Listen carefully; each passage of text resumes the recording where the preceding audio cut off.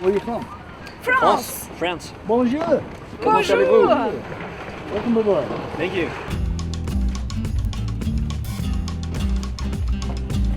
Welcome everybody. My name is Michael. This is Captain Jared. And you're on a one hour tour to go see Antelope Canyon. Mother Nature at her best. It'll blow your mind. It's so amazing. And with that, we push off from Antelope Point Marina on Lake Powell. This is the second largest man-made lake in the United States. Lake Mead will hold more water, but Lake Mead geographically is not as big as this lake. Lake Powell was created by the Glen Canyon Dam in 1966. It backed up 186 miles of the Colorado River, which filled up 96 canyons, creating nearly 2,000 miles of shoreline. That's more than the west coast of the United States. Today we're going to see one canyon. It's one of the smallest canyons on the lake, but it's one of the most beautiful canyons. It's an 8-mile tour that gives you a glimpse of how 200 million years of flash floods turned what was once desert into sculpted sheer high-rises of Navajo sandstone. Okay everybody, we're at the entrance to Antelope Canyon. And if we were full up to that line, we wouldn't even see this stuff right here. We could float over this. This would all be underwater. So there's one good thing about being about 79 feet down from full. You wouldn't have a canyon to see if we were full.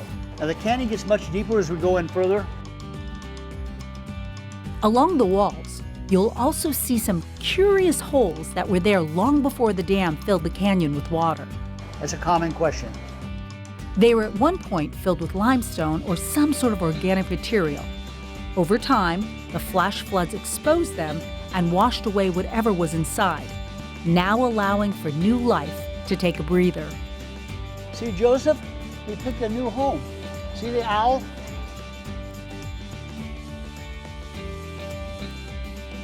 We even spot coyote pups playing on top of the ridge. So the further and further we go back, you see more and more red. And the higher the walls stretch, creating a mirror image on the glass-like water. This is a lake like no other. I'm from Ohio, and we have Lake Erie. And this is nothing like Lake Erie. It's like nothing I've really seen before. With the canyon walls, and it's just very stark with no vegetation, and it's just beautiful. It's really amazing. All together come from France. It's our first time here, first time in the United States. And it was amazing and it was great. Bigger than we saw in France. Everything is bigger. On n'a rien de comparable en France ou en Europe à mon sens. Tout ce qu'on a, il n'y a rien d'aussi vaste et aussi étendu. Quand on arrive ici, on a vraiment l'impression d'être dans des décors hollywoodiens alors qu'en fait c'est vrai, c'est réel. Et on se demande où est la limite de ce qu'on voit. Bonifacio. Or, to put it simply, It's amazing.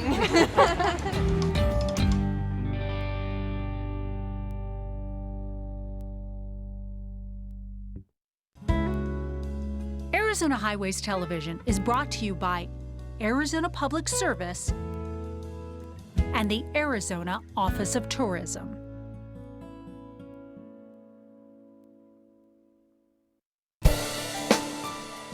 It's probably one of the most famous bridges in the United States, but it's not because of the number of people or cars that travel across it. This is a natural bridge made of sandstone with a name as colorful as nature's palette. You have this rainbow here. The actual Navajo translation is rainbow turned to stone.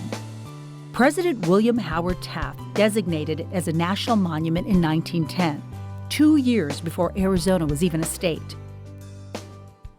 To get to Rainbow Bridge, we once again push off from Lake Powell's Antelope Point Marina.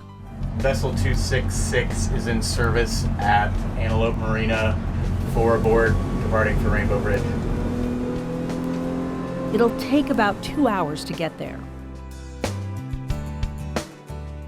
We're just on the docks coming into Rainbow Bridge National Monument. With the lake level where it is right now, it's about a half-mile hike up to the bridge. The Park Service has managed the area for well over 100 years. But during that time, it's become clear that Rainbow Bridge means different things to different people and cultures. One that's become more important to us lately is its importance to Native American tribes. So this place has actually been formally designated as a traditional cultural property. Those tribes include the Navajo, Paiute, Zuni, and Hopi. In addition to that, you have artists that come here. The overarching idea is that it's a very inspiring place, and you can take a lot away from a visit here. So, how fragile is Rainbow Bridge? It's a large, thick, strong rock, but over time, what has actually created that structure is through slow failures of rock and kind of slabs falling off slowly, and that will continue to happen. So it's the Park Service's mission to preserve these things that we manage. Preserving and conserving this national monument for this and generations to come. When we're able to talk with visitors and we tell them that this place is a traditional cultural property, kind of a spiritual place, that's when something flips a little bit and people recognize that they should be respectful and that there's something a little deeper about this place and react to this place in a very thoughtful way. Making the long, out-of-the-way trip well worth the journey.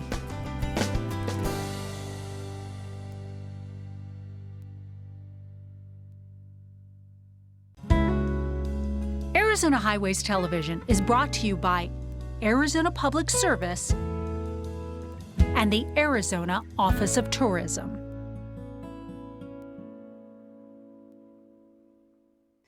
Arizona has some pretty spectacular landmarks that sit above the Earth's surface. Grand Canyon, Monument Valley are a few that come to mind. But what about the amazing sites that sit below the surface? Colossal Cave near Benson has formations that have been formed for millions of years and for centuries provided shelter for prehistoric tribes, even thieves that were on the run from the law.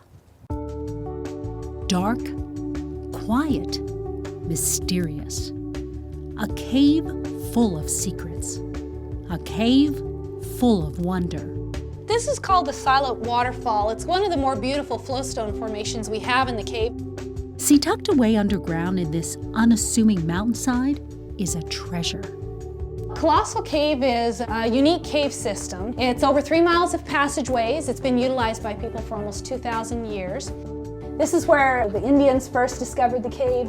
This is the last room you have any light in. This is called the Twilight Zone. The Holcomb Indians would use this cave as a shelter and also as a storage area. It stays 72 degrees in here, and it is also a dry cave, which is kind of unusual as far as caves go. Only about 5% of all the caves in the world are dry. At one time, water did flow through this cave, and the end result, visitors still see today. These are all actually crystalline minerals that were left behind when the water was here. The stalactites are the formations that hang tight to the ceiling. The stalagmites are the ones that grow up from the ground. But you'll see a lot of areas where they've grown together to form columns and pillars, and the walls themselves are covered in flowstone. Looks like melted ice cream dripping off everything. It's all crystals underneath. The Indians were not the only ones to dig deep into this cave. Through the years, outlaws found this cave quite handy. There were great places to hide, stash your loot, couple entrances, couple exits, so if you knew your way through well enough, you could ditch the authorities. During the early 1920s, a German conservationist named Frank Schmidt made it his mission to protect this cave. And the decade after that brought walkways, handrails, and even lighting to make it very tourist-friendly. Today it remains one of the oldest and most popular attractions in Arizona. It's on the National Register of Historical Places because not only were Native Americans here, but outlaws were here. The Civilian Conservation Corps did all of the development here back during the Great Depression. It's been a working cattle ranch since the 1800s. So it's got a lot of great features, and the cave is only part of it. A walk through here might even have you coming face to face with the cave's primary residents. During the summer months, just about every tour of the day will see bats flying through the cave, but they don't hurt people. The views inside the cave, and yes, even outside. It's a trip and a tour that is constantly leaving an impression, even on those who know Colossal Cave best. I've been here for over 6.5 years, and I'll do sometimes 6 tours a day. And every time I come through, I notice a rock I didn't see before, or a formation that I didn't notice before. And you get to meet so many people, and you get to share this with so many people. It never gets boring.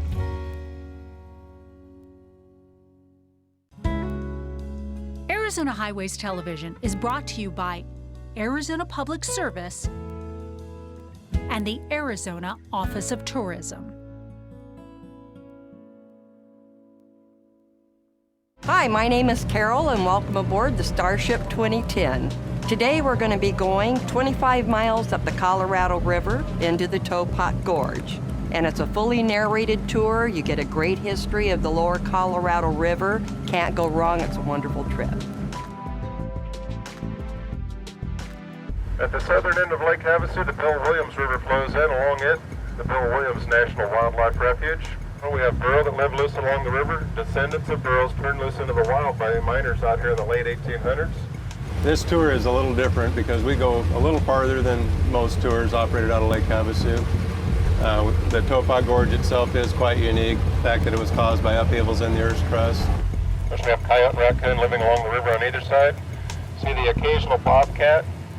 Get a little further upriver into the Topot Gorge, we'll be hopeful to spot the desert bighorn sheep, one of 5 in the family of desert bighorn sheep. One of our favorite parts about this whole tour is the rich history of the river itself, with the paddle wheelers being operated on it, the explorers that came out even prior to that happening, and of course the Indians who lived along it prior to that.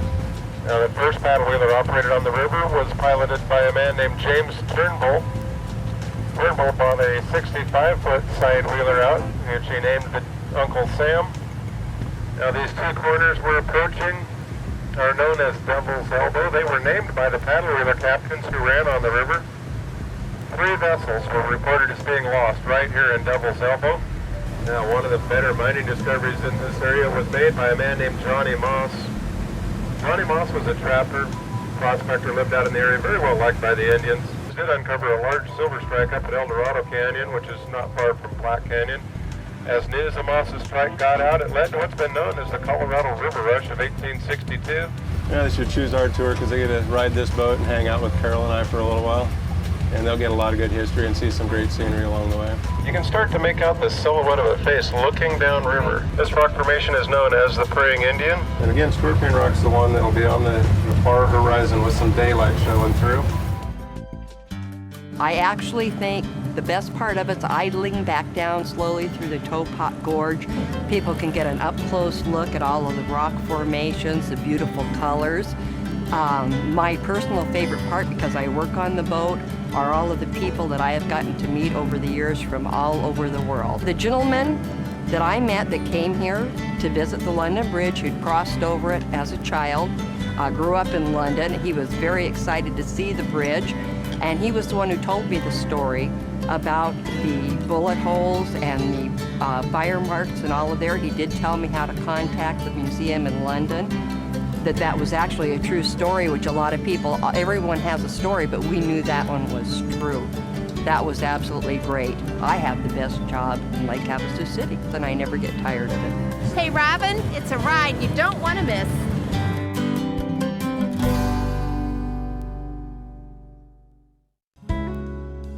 Arizona Highways Television is brought to you by Arizona Public Service and the Arizona Office of Tourism. Our state has a well-earned reputation for being hot, dry, and sunny. But one of the most amazing places in Arizona is always 70 degrees, dark, with 99% humidity. So bring a flashlight. For more than a decade, this is how most people have been experiencing Kartchner Caverns.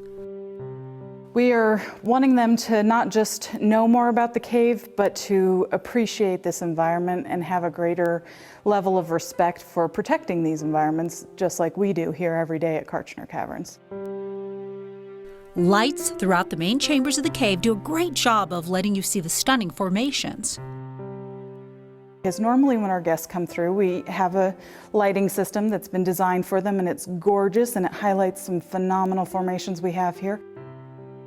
What's been missing, perhaps, is a little more darkness, daring, and discovery. Now once you've made your way in here, you want to go ahead and reach up and turn on those lights. Remember, try to be considerate, to not look directly in your friends' faces. Okay, and otherwise now, welcome to the rotunda. Arizona State Parks has added a dose of all three with the new helmet and headlamp tours. I was just going to say, it looks like ice cream to me. With the helmet and headlamp tour, you can see whatever it is that interests you while you're in the cave. And kind of unique in that sense that we aren't telling you what to look at. You get to decide for yourself. You're allowed to call the formations whatever you like. I'm going to tell you that is a helictite with a soda straw coming off the end of it now. Okay. But imaginations are allowed on tour. I think more like icicles than anything. You're still in a group with a ranger to guide you, but now you're seeing the cave features much the way the original discoverers did, one surprising spectacle at a time. It's a whole different feeling. They become very peaceful. They have this calm, serene sense about them by the end of the tour because they've just been in here taking it all in, little bit by little bit, with that small amount of light that they're provided with. Those really are footprints. That's another one of the discoverers' trails, and if you look really closely, you can see some boot outlines. Everywhere that you see that little glisten or sparkle, that's water coming through. And that's just everything that we're working here to protect and preserve. Just how different is this from the standard tour? It's more exciting for a lot of people. It's more of an adventure when you're going in the dark, because you can't really experience darkness the way that you experience it in a cave with no lighting.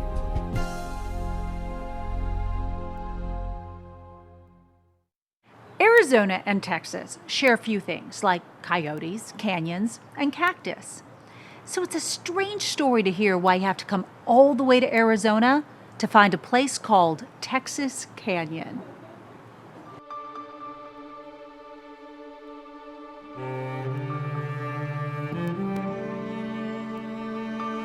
Shapes that look like frozen giants, weathered boulders, polished cliffs. Texas Canyon is perhaps one of the easiest attractions to get to in Arizona. A good slice of it is right on Interstate 10. Just slow down and pull off at exit 322 near Benson. For those equipped with a 4x4 vehicle, there are some more adventurous, unpaved paths to get you inside the canyon as well. You're in between two ranges of the Dragoon Mountains, split by the San Pedro River Valley. There are little more than streams and washes here now, but much of this was once ancient lake beds. Scientists think that water could once have been more than 200 to 300 feet deep. The Chiricahua Apache traditionally lived and moved through this stunning landscape. Around 1880, a man named David Adams moved to this part of Arizona from Texas and eventually brought much of his extended family to join him. Local lore says all those newcomers from the Lone Star State quickly gave the canyon its name, and it's been stuck on area maps ever since. Adams' descendants still live and ranch in this area. Most of the majestic shapes you see here are eroded granite. The entire San Pedro Valley area is a great example of what geologists call thrust faults and folds. Old-timers say Arizona's worst recorded earthquake made one side of the valley drop by 9 feet. That was back in 1887. This is a paradise for any rockhound or photographer. Just be aware that when you're here, you're nearly 5,000 feet above sea level. Summer's monsoon storms can be swift and sudden, and the whole area cools off pretty quickly at sunset, especially in the wintertime.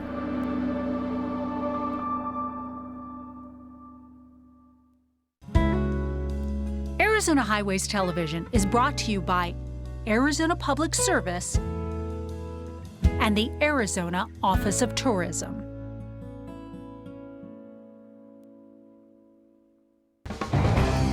The Colorado King locked and ready to roll out on one awesome adventure.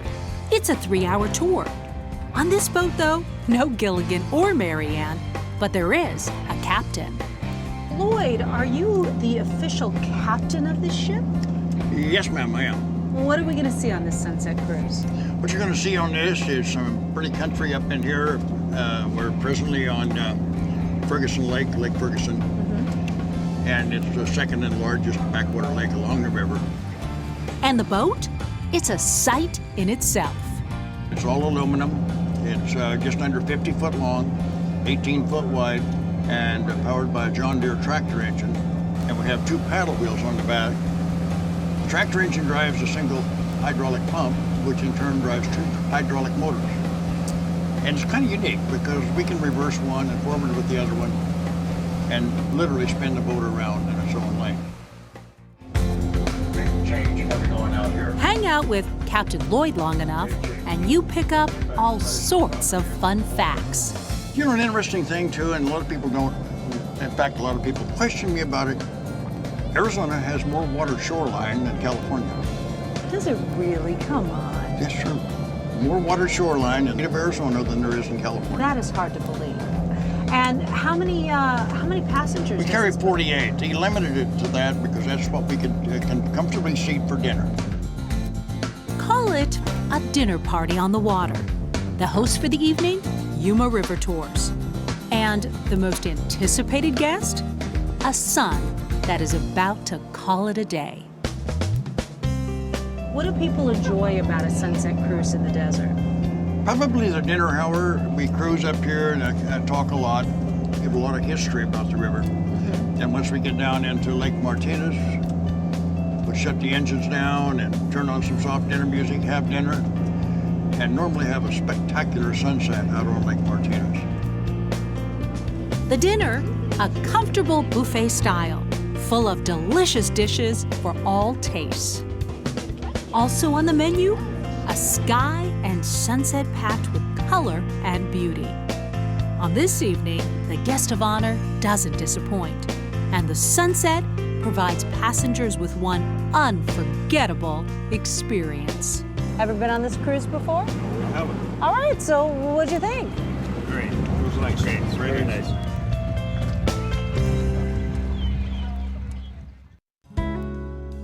Arizona Highways Television is brought to you by Arizona Public Service and the Arizona Office of Tourism.